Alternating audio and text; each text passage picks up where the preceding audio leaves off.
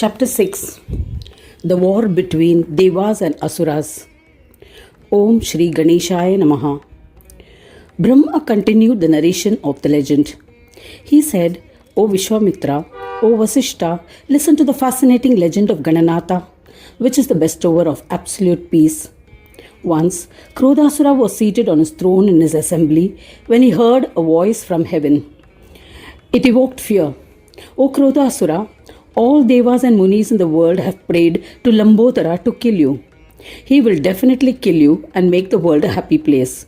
O Brahmins, Krodasura, gripped with fear, fell unconscious. The celestial announcement had terrified him. Daitya kings helped him to recover. Bali and other Asuras were concerned and anxious. They asked Krodasura, "What frightened you so? O revered one, please tell us." When the Daityas asked him thus, a frightened Krodasura told them about the heavenly announcement. This made the Daityas extremely angry. Intoxicated with pride, they declared, "We will eliminate Devas and Munis. Devas are our foes. They have plotted against us. O king, command us to destroy all Devas." Krodasura was enthused and prepared for battle. Accompanied by Asuraganas and chief Daityas, the mighty Krodha attacked with lightning speed the region of Himalayas where Devas were hiding. Hearing this news of an impending attack, Devas were terrified and remembered Gananayaka. A glorious Lambodara manifested immediately, riding on his Mushaka. This great lord was accompanied by his consorts Siddhi and Buddhi. He was carrying the noose and other weapons in his hands. Seshnag was tied around his belly. Had 3 eyes. This was his form. Rishis and all Devas were very happy and prostrated before him. They were relieved. They happily offered pranams to him and sang his praise. They conveyed the dreadful news of being attacked by Krodasura and humbly pleaded. When Lambodara heard the terrible news, he was enraged. He calmly said to Devas and Munis, "O intellectual Devas and Munis, do not be afraid. I shall definitely kill that Mahasura. I shall re-establish the independence to observe one's own Dharma." Assured. Just then Krodasura arrived in the proximity, and seeing Lambodara, the Asura king was frightened. He said to the Daitya leaders, "The heavenly announcement certainly seems to be true. There's not an iota of doubt about it. This is that same Lambodara whom the Devas had prayed to."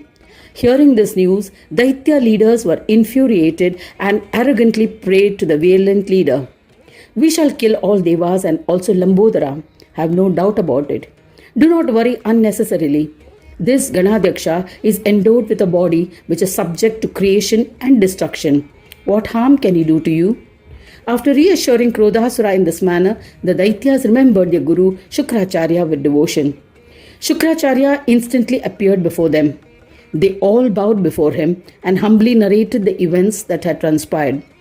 Shukracharya responded to the assembled Daityas.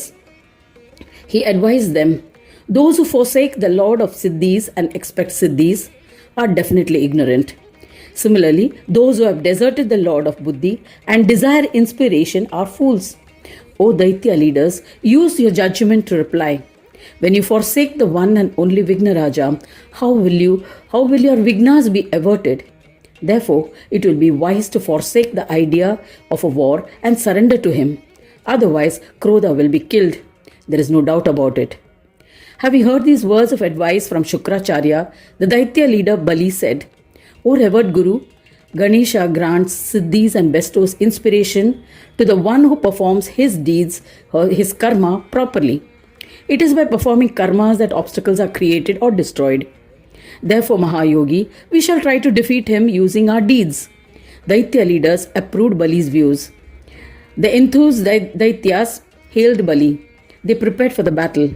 O eminent Munis, understanding the results of such immoral impropriety, Shukracharya, the knower of yoga, remained silent. How can one avert destiny? Angry Devas arrived on the battlefield, armed with various weapons. Then a terrible war ensued, wherein Devas and Daityas fought to destroy each other. Both the groups were determined to win or die. Their pride was reinforced by weapons, astras and powers they wielded. They were highly motivated and prepared to die rather than lose. Lions roared, horses neighed, and soldiers created huge uproar as the trumpets were sounded. Conches blown, drums beaten, making loud sounds that spread in all directions. Both armies moved towards each other, raising an enormous cloud of dust that concealed the sun. In that darkness, one could not differentiate friend from foe. Yet they killed each other. Streams of blood flowed on the battlefield. Wounded by weapons, bodies fell to the ground. Blood from their bodies mixed with dust. When the dust settled, they were able to see their enemy and with renewed ferocity continued to draw their weapons. Both Devas and Danavas were determined to win the war. This frightful and destructive battle continued for 3 days. The formidable Asuras began to lose their patience and started to retreat. Devas became happy and hailed, "Victory to Lord Lambodara! Victory to the Lord of the universe, the Supreme Lord." While they announced their victory, Daitya lords attacked them again. Just then, Bali, Ravana, Jiramba, Malyavahan, Kumbhakarna, Rahu, and other innumerable and valiant Daityas marched onto the battlefield, armed with various weapons.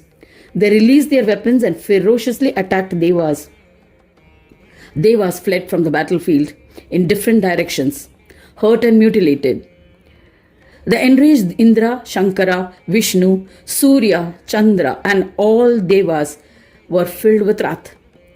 They advanced to the battlefield. Showering a rain of astras on the enemy, they wreaked havoc on the Daityas. Daityas retreated in all directions, fearing for their lives. Ravana and other Daityas were enraged. They changed their strategy and fought duels with Devas. Duels were fought between Jiramba and Indra, Rahu and Surya, and Bali dared Vishnu on the battlefield. Ravana fought furiously with Shankara. Kumbhakarna fought with Chandra. In this manner, several duels ensued between Daityendras and Devendras. Thus ends the 6th chapter titled The War Between Devas and Asuras in the 5th Khand of the Puran Upanishad, Srimad Mudgal Puran, describing the legends of Lambodara. Dedicated to Sri Gajanana. End of chapter 6.